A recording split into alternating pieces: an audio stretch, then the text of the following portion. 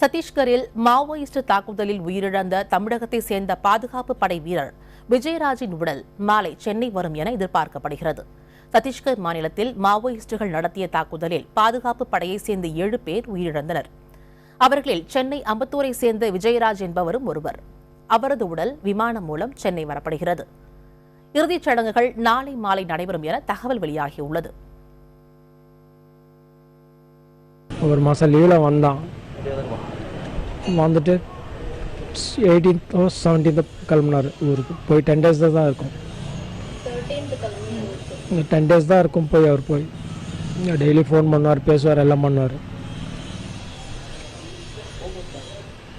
என்னால் அது ஜீர்ணிக்க முடியல, அவ்வளோதான். எங்களுக்கு நேற்று 6:30 மணிக்கு அவங்க பிரதருக்கு அங்கேருந்து இவர் ஃபோன் பண்ணாங்க, கேப்டன்.